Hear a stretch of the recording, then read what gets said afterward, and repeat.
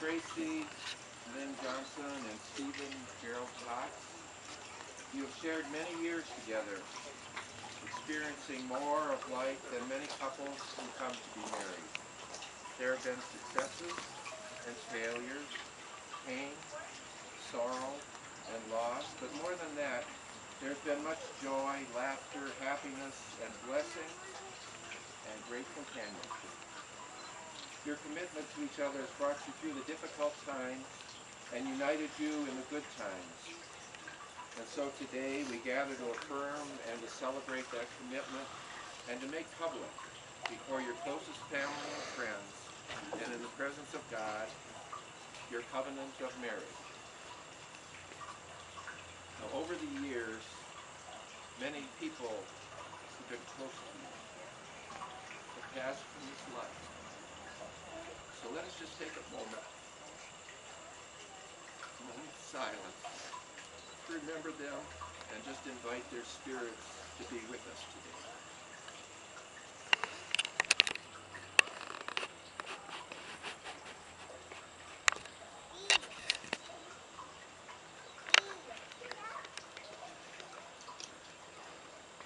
In this container are Tracy and Steve's wedding rings. We're going to ask each person who's here on this deck to hold them for a brief moment, to say a prayer or a wish or a hope or a blessing for the couple, and then pass it on to the next person. The rings will then carry with them your hopes and wishes for Tracy and Steve and their life together.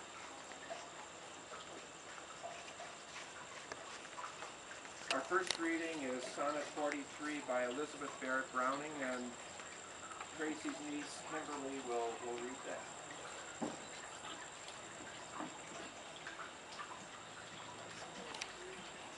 How do I love thee? Let me count thy ways. I love thee to the depth and breadth and height my soul can reach, when feeling out of sight for the ends of being an ideal grace. I love thee to the level of every day's most quiet need, by sun and candlelight. I love thee freely as men strive for right. I love thee purely as they turn from praise.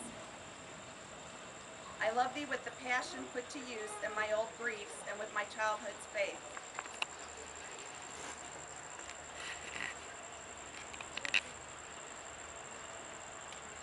I love thee with the love I seem to lose with my lost saints.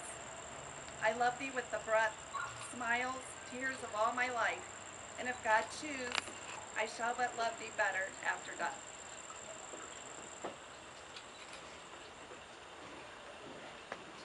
Our second reading is The Magic of Love by Helen Steiner Rice, and Katanya, Tracy's niece, will read that one.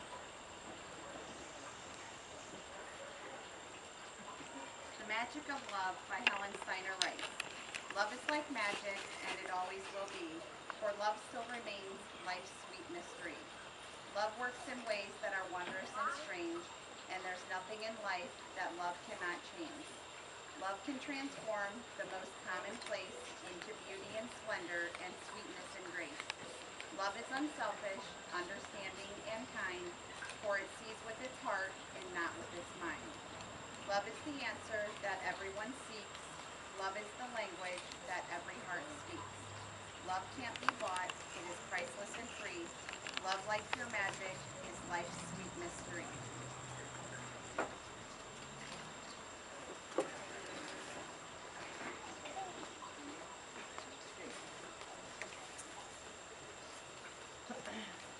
Before God in this gathering of family and friends, I now ask you to affirm your willingness to enter into this covenant of marriage and to share with unity, strength, and hope whatever the future may hold.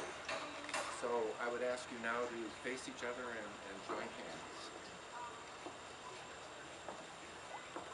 Okay, Steve, if you would repeat after me. Before God and these witnesses, before God and these witnesses, I, Steve, take you, Tracy, to be my wife, and I promise to love you, and be faithful to you, as long as we both shall live. And Tracy, before God and these witnesses, I, Tracy, take you, Steve, to be my husband, and I promise to love you, faithful to you as long as we both shall live.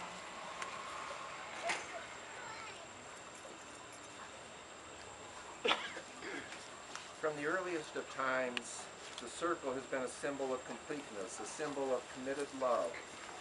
As often as either of you looks at this symbol, I hope you will be reminded of the commitment of love to each other which you have made today, and of the hopes and the wishes and the blessings that these rings now bring with them. So Steve, take Tracy's ring.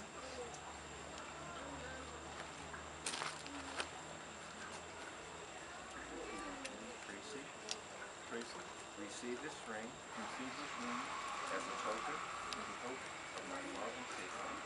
of my love and faithfulness.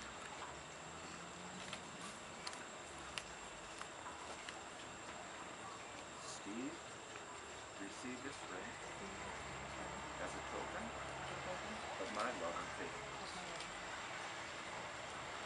Tracy and Steve, may your marriage be a sacred place, acknowledging God's presence in your midst.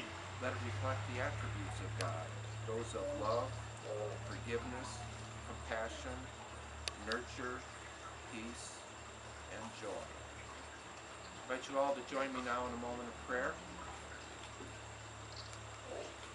Most gracious God, we thank you for the beauty of this moment and ask that you would send your richest blessings upon Tracy and Steve.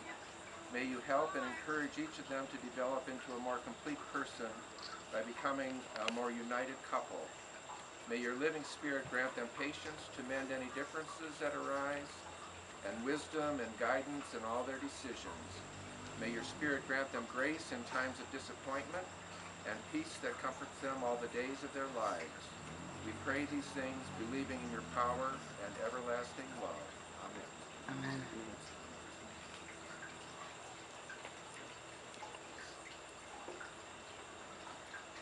Tracy and Steve will now present roses to Steve's parents, Marianne and Jerry, in gratitude for their love and support over the years. And then they will place one by the photograph of Tracy's parents in memory and love of them.